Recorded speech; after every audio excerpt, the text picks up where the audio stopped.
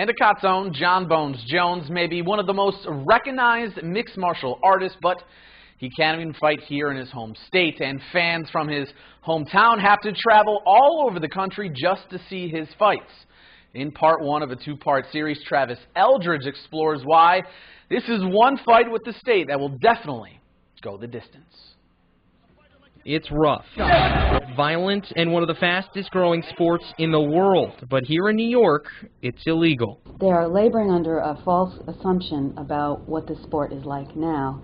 And also many of them don't approve of the whole concept of violent sports or sports that involve people hitting one another or engaged in close contact.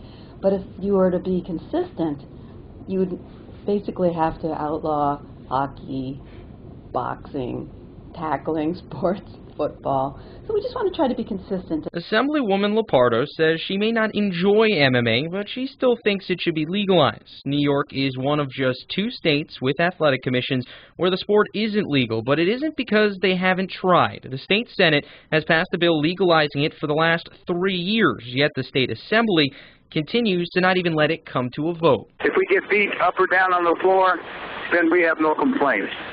But to not to get a vote on the floor, that's not the democratic process. That's against everything that everybody should believe in, and to have it stopped before it gets there, to me, is patently unfair.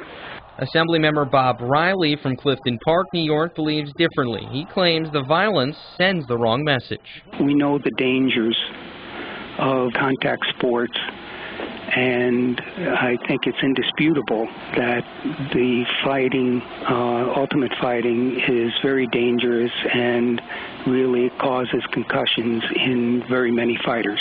And as an outspoken opponent of MMA, Riley claims other violent sports wouldn't get support in today's politics either. I think that if we were to attempt to legalize boxing today, it would not be legalized. However, it's hard to dismiss the support MMA has gotten among New York lawmakers. This year, the Senate passed it by an overwhelming 43-14 margin.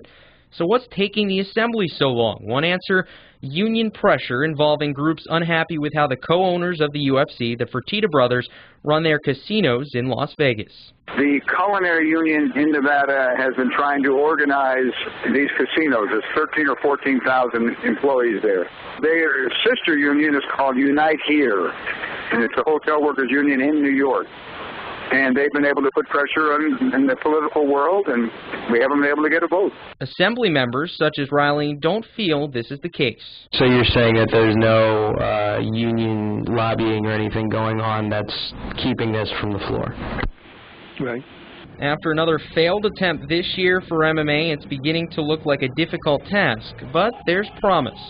I think we're closer than we've ever been in the State Assembly because many colleagues are now seeing that it is safer than it once was. It just won't be this year. Travis Eldridge, Fox 40 News.